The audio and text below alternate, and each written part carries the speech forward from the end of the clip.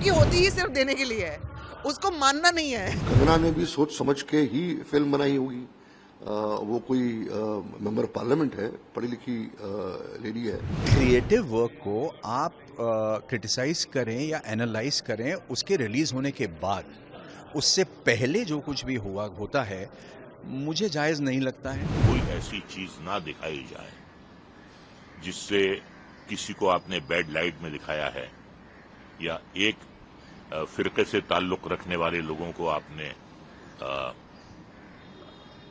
बुरी लाइट में दिखाया है, बैड लाइट में दिखाया है। अगर ये बाहर आएगा या लोग ये देखेंगे तो कुछ ना कुछ प्रॉब्लम हो जाएगी, तो I am sure they have a reason. क्या देखो, धमकियां तो आती रहती हैं और जाती रहती है। धमकी होती ही सिर्फ देने के लिए है, उसको मानना नहीं है। धमकियां देने वाले लोग सिर्फ धमकी देते रहेंगे। और मुझे लगता है कि फिल्म तो देखो रिलीज होनी है, और कई बार ना ये पब्लिसिटी का भी एक तरीका होता है, मेरे को ऐसा लगता है। बट अगर सच्ची में वो धमकी है भी तो भी देखो फिल्म तो रिलीज होगी, उसका कोई आप रोक नहीं सकते। और कंगना की फिल्म में मैं एक्सपेक्ट कर रही हूँ कि आफ्टर अ लॉन्ग टाइम, लंबे वक्त के बाद मैं कंगना को इस रूप में देखना चाहती हूँ। तो क्योंकि हाल ही की कुछ फिल्म्स कंगना की बहुत ज़्यादा अच्छी नहीं करी, और मैं पर्सनली कंगना को बहुत लाइक करती हूँ, तो मैं देखना चाहूँगी इमरजेंसी फिल्म। किसी भी तरीके से कोई धमकी देना या अनडेमोक्रेटिकली इलीगली जान पे धमकी देना या ये कहना कि हम आपको, ये गलत है, ये सरासर गलत है। और हमारी कंट्री में फिल्म को सेंसर मिल भी जाती है और फिल्म रिलीज भी हो जाती है। रिलीज होने के बाद अगर आपको लगता है कि कुछ प्रॉब्लम है फिल्म में, तो आपको कोर्ट जाने, आप मारपीट नहीं कर सकते, आप थिएटर नहीं जला सकते हैं, आप सड़कों पे आके आप राइट नहीं क्रिएट कर सकते। इसके पहले भी बहुत सारी फिल्मों में हुआ, पद्मावत में हुआ, उसके पहले भी बहुत सारी फिल्मों में एक अनडेमोक्रेटिकली प्रोटेस्ट हुए हैं और हमने हर वक्त उसको ऑब्जेक्ट किया हुआ है। तो मुझे लगता है कि फिल्म मेकर की अपनी आजादी है, जो लोग ऑब्जेक्ट करते हैं उनकी अपनी आजादी है, लेकिन कानून के दायरे में अगर आप कोई भी अपनी एक्टिविटी करते हो तो वो जो है वो लोगों को एक्सेप्टेबल है। कंगना ने भी सोच समझ के ही फिल्म बनाई होगी। वो कोई मेंबर पार्लियामेंट है, पढ़ी लिखी लेडी है। और ऐसे कोई भी फिल्म मेकर हो, जब भी वो फिल्म बनाता है उसका जो कट पॉइंट है वो है certification board, sensor board. Film वहां जाती है, मैं एज अ मेकर फिल्म को वहां डालता हूं। सेंसर बोर्ड में पढ़े लिखे लोग हैं, एक्सपर्ट लोग हैं, हर प्रोफेशन के लोग हैं, कमिटी मेंबर्स हैं, वो फिल्म देखते हैं। और अगर मेरी फिल्म को जो कट्स मिलते हैं और अगर मैं कट्स को एक्सेप्ट नहीं करता हूं तो मैं रिवाइजिंग बोर्ड कमेटी में जाता हूं, रिवाइजिंग कमेटी सजेस्ट करती है। तो एक पूरा प्रोसेस है।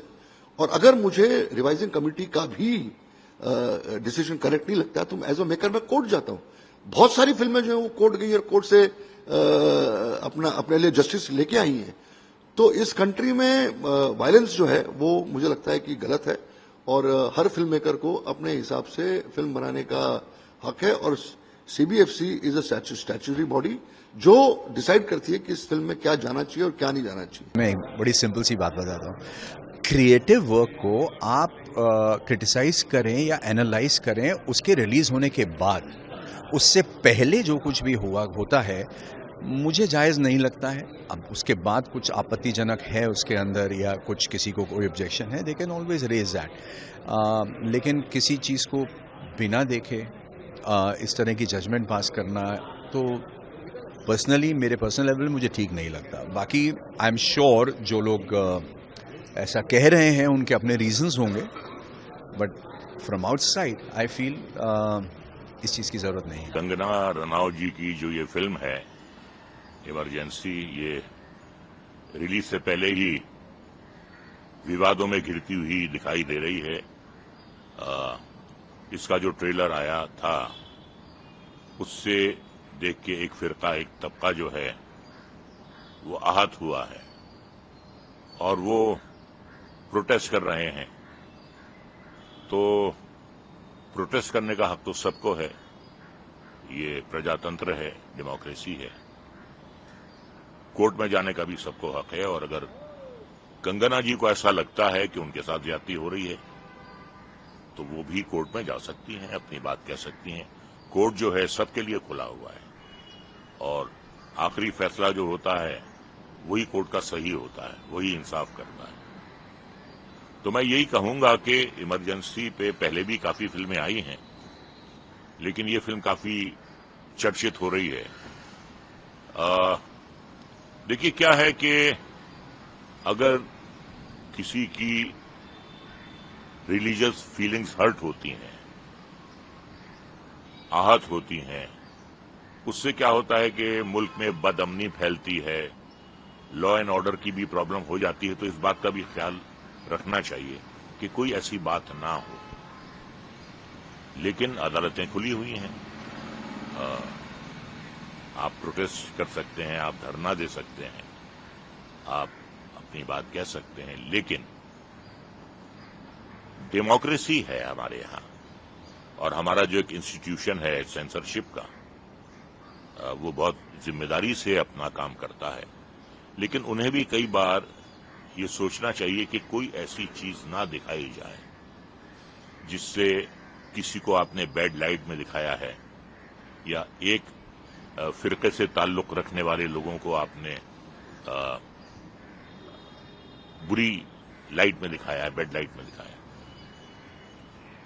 तो फिल्म भी रिलीज हो रही है। अब ये जो नया विवाद शुरू हो रहा है, ये क्या किस करवट लेगा ये आगे, ये हम कह नहीं सकते। लेकिन मैं ये चाहूंगा कि जो भी हो अमन और शांति से हो, और अगर किसी बात पर एतराज है उस पर गौर किया जा सकता है, और अगर ऐसा लगता है कि इसे दिखाने से डेमोक्रेसी में आपको फ्रीडम ऑफ एक्सप्रेशन का हक दिया गया है, लेकिन इसके साथ साथ किसी के जज्बात मजरू करने का आपको कोई हक नहीं है। किसी भी कम्युनिटी को आपको बैड लाइट में दिखाने को कोई हक नहीं है। ये हमारी डेमोक्रेसी कहती है। हर देश में, हर इंडस्ट्री में फ्रीडम ऑफ स्पीच होना बहुत ज़रूरी है, बट एक दायरे के अंदर।